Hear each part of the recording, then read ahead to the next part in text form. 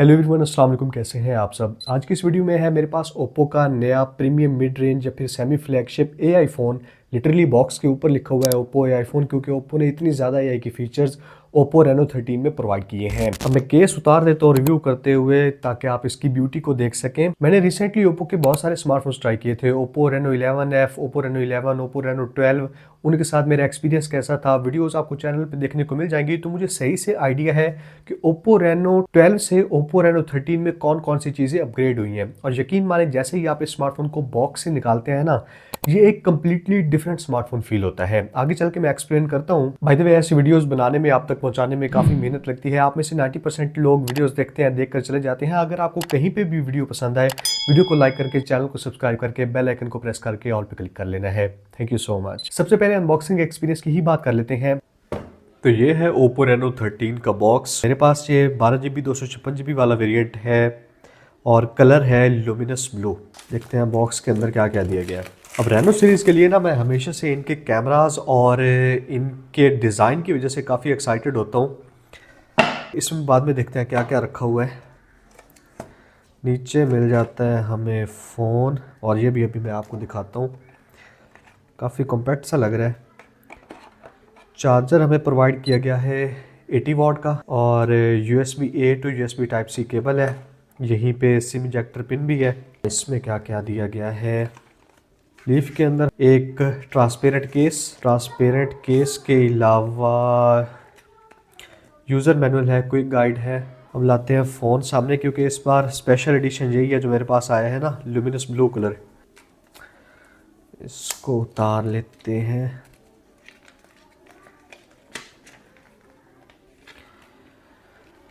Okay, तो ये रहा हमारा ओप्पो रेनो 13। अब सीरियसली बताऊं तो फर्स्ट इंप्रेशन में एक तो इसकी पूरी फील ही चेंज कर दी है। ये फ़ोन काफ़ी डिफरेंट फील होता है। एक तो ये जो बॉक्सी शेप हो गई है, स्क्वायर फ्रेम हो गया है, फ्लैट डिस्प्ले, उसकी वजह से फ़ोन की जो पूरी वाइब है ना, वो ही चेंज हो गई है। और इस बार मेरे ख्याल में एल्यूमिनियम या मेटल का फ्रेम है। ये एंटीना बैंड जहाँ पे लगे हुए हैं सिग्नल के लिए, प्लास्टिक का फ्रेम नहीं है।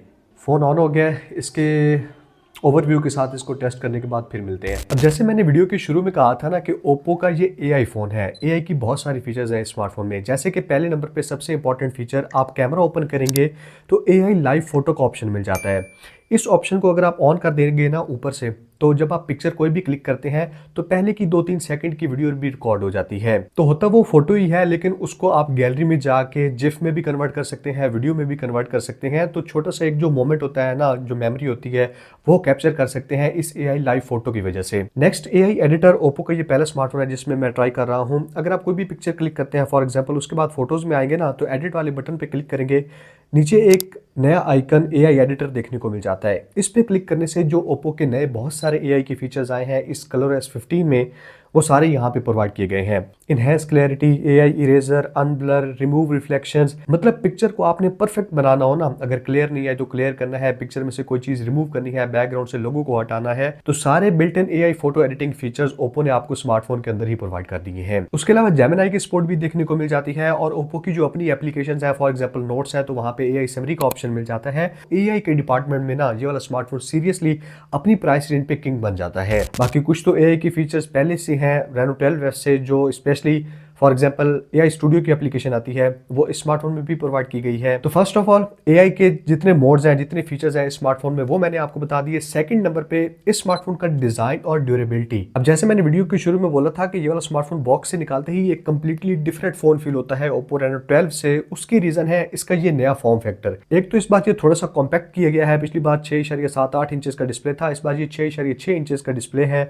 मोबाइल फोन कंप्लीटली फ्लैट हो चुका है, साइड्स फ्लैट है, बैक साइड फ्लैट है, फ्रंट डिस्प्ले बिल्कुल फ्लैट है, और डिस्प्ले पे बेजल्स ना होने के बराबर हैं। 1.6 मिलीमीटर की बेजल्स हैं, तो मतलब फुल आपको डिस्प्ले का एक्सपीरियंस मिलता है। 1.5 के रेजोल्यूशन का super AMOLED display 120 hertz refresh rate के साथ आता है, और हाई ब्राइटनेस मोड इसका काफी अच्छा है। मैंने इसको कंटिन्यूअस धूप पे यूज करके देखा है। अगर आप डायरेक्ट सनलाइट में भी इस स्मार्टफोन का डिस्प्ले इस्तेमाल करते हैं ना, तो किसी किस्म का आपको मसला नहीं होगा। इसकी ब्राइटनेस से शिकायत नहीं होगी, डिस्प्ले की स्मूथनेस से शिकायत नहीं होगी, और जितने भी फीचर्स, अगर आप मीडिया वगैरह बहुत ज़्यादा कंज्यूम करते हैं, ये वाला smartphone best in class speakers provide करता है। यकीन माने ऐसे स्पीकर्स मतलब सिर्फ फ्लैगशिप जो फ़ोन्स होते हैं ना, उनमें ही मैंने देखे हैं। उसके अलावा प्रीमियम मिड रेंज या सेमी फ्लैगशिप फ़ोन में मैंने पहली बार इतने अच्छे स्पीकर्स नोटिस किए हैं। आप खुद भी सुन लें।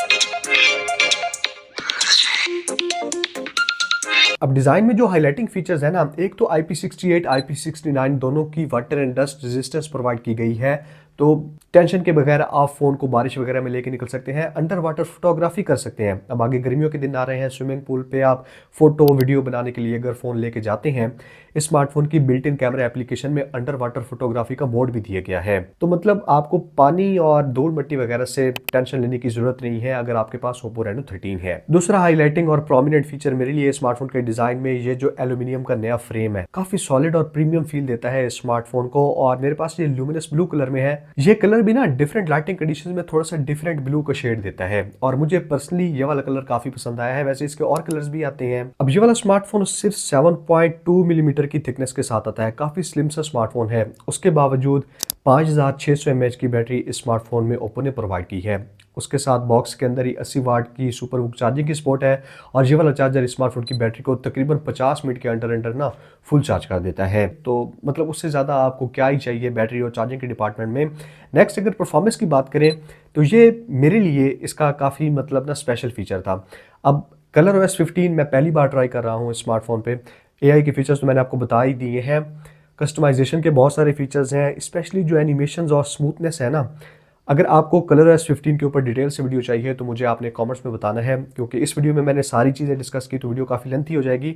इन शॉर्ट, ColorOS 15 मेरी one of the favourite Android skin बन चुकी है इस स्मार्टफोन पे टेस्ट करने के बाद। जहाँ पे हैप्टिक फीडबैक को इंटीग्रेट किया गया है, आप वॉल्यूम कम करते हैं, ज़्यादा करते हैं, कैमरा में अगर आप मोड्स वगैरह चेंज कर रहे हैं, सेटिंग्स में मतलब स्क्रॉल करते हैं, हर जगह पे छोटी छोटी जगह पे हैप्टिक फीडबैक देखने को मिलता है। और इसकी vibration motor seriously flagship level की है। MediaTek Dimensity 8350 जो इस स्मार्टफोन में प्रोसेसर ओप्पो ने डाला है, Antutu पे तकरीबन 1.1 मिलियन स्कोर करता है। UFS 3.1 की स्टोरेज भी है, और मेरे पास ये 12 GB 256 GB वाला वेरिएंट है। रैम रोम एनफ है, स्टोरेज टाइप फास्ट है, प्रोसेसर फ्लैगशिप लेवल का है। चाहे आपने गेमिंग करनी है, चाहे आपने मेरी तरह वीडियो एडिटिंग करनी है, शॉर्ट्स बनानी है, लॉन्ग्स वगैरह एडिट करनी है, ये वाला स्मार्टफोन इजीली हर एक काम को हैंडल कर लेता है। और अगर आपका नॉर्मल यूज है तो फिर तो ये मक्खन की तरह भागता है। इवन इस पे आप बहुत ज्यादा लोड भी डाल लेते हैं ना, आप बहुत सारी एप्लीकेशंस ओपन कर लेते हैं, सोशल मीडिया स्क्रॉल करते हैं, गेमिंग करते हैं। गेमिंग अच्छे ग्राफिक्स पे अगर आप करना चाहते हैं तब भी ये वाला स्मार्टफोन किसी किस्म का आपको मसला नहीं होने देगा। उसके बाद लास्ट पे आ जाता है स्मार्टफोन का कैमरा। 50 मेगापिक्सल का OIS के साथ बैक साइड पे मेन कैमरा है, 8 मेगापिक्सल का अल्ट्रा वाइड लेंस, 2 मेगापिक्सल का मोनोक्रोम लेंस है, और सामने 50 मेगापिक्सल का सेल्फी कैमरा प्रोवाइड किया गया है। कैमरा के रिजल्ट्स में आपको शो कर देता हूँ। फर्स्ट इंप्रेशंस में मुझे स्मार्टफोन में डिटेल्स काफी अच्छी लगी हैं। कैमरा की एप्लीकेशन में मोड्स बहुत ज्यादा प्रोवाइड किए गए हैं, मतलब जितने भी आप मोड्स एक्सपेक्ट करेंगे ना वो आपको देखने को मिल जाते हैं। पोर्ट्रेट वीडियो भी रिकॉर्ड कर सकते हैं आप स्मार्टफोन से 1080p 30 FPS पे, लेकिन अगर आप वैसे वीडियो रिकॉर्ड करना चाहते हैं ना तो वहां पे भी इस स्मार्टफोन ने मुझे काफी सरप्राइज किया है, क्योंकि फ्रंट और बैक दोनों कैमरा से मैक्सिमम रेजोल्यूशन जो सपोर्टेड है वो 4K 60 FPS है। इस प्राइस पे अब तक 4K 60 FPS specially front camera पे, मतलब मुझे नहीं याद आता कि मैंने किसी स्मार्टफोन पे ट्राई किया होगा। अच्छा, ये वाली वीडियो शूट हो रही है Oppo Reno 13 के फ्रंट कैमरा से 4K 30 FPS पे। मैक्सिमम आप फ्रंट से 4K 60 FPS पे भी वीडियो शूट कर सकते हैं, और ऊपर ही आपको ना साउंड फोकस का ऑप्शन मिलता है। अब इससे होगा ये कि ये मेरी आवाज़ को थोड़ा सा फोरग्राउंड में रखेगा, और जो बैकग्राउंड में नॉइज़ वगैरह आ रही हैं, जैसे हवा चल रही है, तो उनको रिमूव करने की ट्राई करेगा। इसको अगर ऑफ़ करके देखते हैं, अब आपने बताना है कि कोई फ़र्क आपको महसूस हो रहा है या नहीं हो रहा। बाकी कलर्स वगैरह कैसे हैं और डायनामिक रेंज को किस तरह से बैलेंस कर रहा है उसका भी आपको आइडिया यहाँ से हो जाएगा। अब वीडियो की क्वालिटी सीरियसली मुझे इस स्मार्टफोन की काफ़ी अच्छी लगी है। मतलब आप चाहे इस तरह की लो लाइट में, आर्टिफिशियल लाइटिंग में शूट करते हैं, या फिर दिन के टाइम पे फ्रंट और बैक दोनों कैमरा से वीडियो तो अच्छी है ही, इसके माइक्रोफोन्स आउट क्लास लेवल के हैं। बाकी मैं प्लान कर रहा हूँ इस स्मार्टफोन का जल्द ही कैमरा टेस्ट भी आपको देखने को मिल जाएगा। मेरे ख्याल में मैंने ओप्पो के जितने पिछले 1-1.5 साल में फ़ोन ट्राई किए हैं ना, उनमें सबसे फेवरेट ये वाला स्मार्टफोन है। सबसे मेन रीज़न मैं अपनी पर्सनल बताता हूँ, फिर उसके बाद आपने बताना है कमेंट्स में कि आपको इसमें सबसे ज़्यादा अच्छी चीज़ कौन सी लगी है। मुझे इस स्मार्टफोन का ये नया डिज़ाइन और कलर OS 15। ये तो मुझे सबसे ज़्यादा पसंद आए हैं, लेकिन जो ओवरऑल बाकी स्पेसिफिकेशंस का पैकेज भी है ना, परफॉर्मेंस को देख लें, कैमरा को देख लें, 1.5K का डिस्प्ले देख लें, ये वाला स्मार्टफोन कहीं पे भी आपको कोई कंप्रोमाइज़ प्रोवाइड नहीं करता। मज़ीद कोई क्वेश्चंस हो आप कमेंट्स में पूछ सकते हैं। Thank you so much. Good bye.